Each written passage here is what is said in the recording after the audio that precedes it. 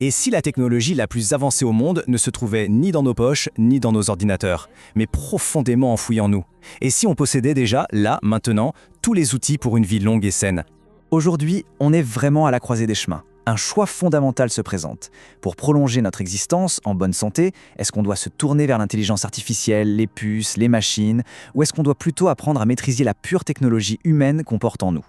D'un côté, on a la promesse de l'amélioration artificielle, des composants externes pour, disons, réparer ou augmenter nos capacités. Et de l'autre, il y a l'exploration de notre potentiel inné, la capacité de nos propres systèmes internes à nous régénérer et à prolonger notre vie. C'est cette seconde voie qu'on va explorer ensemble. Pour explorer cette technologie humaine, c'est assez fascinant de se dire qu'une réponse a peut-être été formulée il y a plus de 2000 ans. Partons à la découverte de la sagesse des Esséniens. Alors qui étaient-ils ces fameux Esséniens? Il s'agissait d'une secte ancienne, assez mystérieuse, apparue bien avant notre ère. On pense même que ce sont eux les scribes des célèbres manuscrits de la Mer Morte. Des figures historiques, comme Jésus de Nazareth et Marie de Magdala, auraient appartenu à cette tradition. Et en Égypte, on les appelait les Thérapeïta, c'est-à-dire les guérisseurs, car ils possédaient une connaissance vraiment profonde du corps, de l'alimentation, de la respiration et des plantes. Leur philosophie fondamentale était d'une simplicité déconcertante, mais d'une puissance incroyable. Écoutez cette phrase, tirée de l'Évangile Essénien de la paix. « Ce qui donne vie à votre nourriture donne aussi vie à votre corps. » Le message est limpide, non? Plus un aliment est proche de son état naturel vivant, plus il apporte cette même vie à notre organisme. Bon, c'est une très belle philosophie, on est d'accord. Mais que dit la science moderne? Est-ce qu'il existe une preuve biologique qui soutient cette sagesse ancienne? La réponse se trouve dans l'une des plus grandes et des plus inattendues surprises de toute l'histoire de la biologie. Faisons un bond dans le temps, en 1990. C'est le lancement du projet Génome humain. L'ambition est immense. Le 26 juin de l'an 2000, lorsque le président Clinton annonce les premiers résultats, toute la communauté scientifique s'attend à une confirmation spectaculaire de ces théories. Mais ce qui a été découvert, c'était tout le contraire. Un choc, un mystère profond qui a complètement ébranlé les fondements de la biologie. Il faut dire que l'hypothèse de départ était d'une simplicité élégante. La pensée scientifique reposait sur cette idée que pour chaque protéine présente dans le corps, il devait exister un gène correspondant. La règle, c'était un gène égale une protéine. Simple, logique. Or, le corps humain possède plus de 100 000 protéines.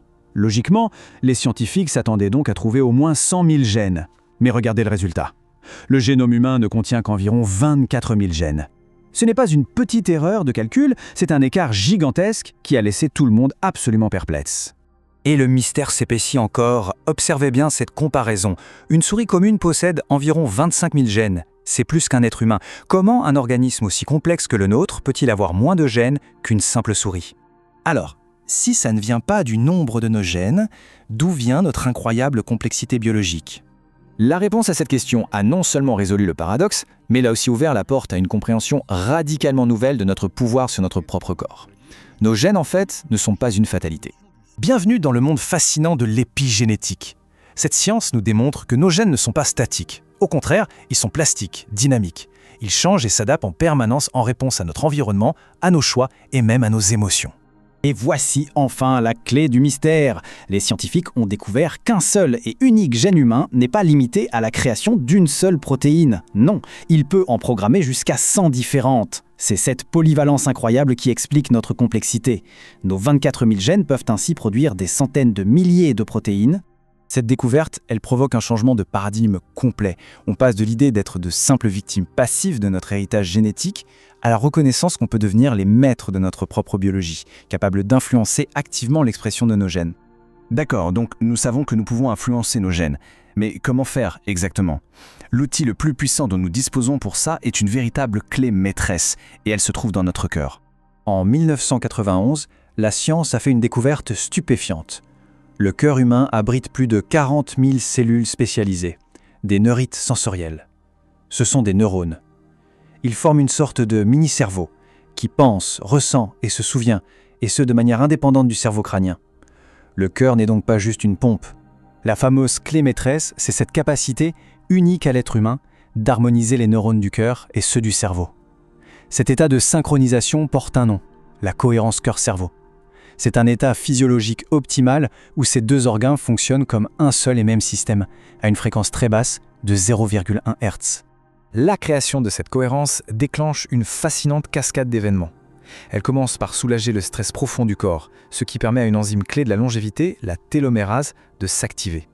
Et cette activation, à son tour, déclenche les puissants systèmes de régénération naturelle de notre corps. Les bénéfices sont tout simplement remarquables.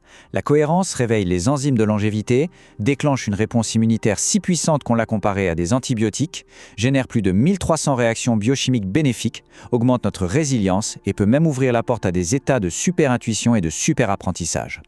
Alors, pour en revenir à notre question initiale, des machines externes ou notre technologie interne?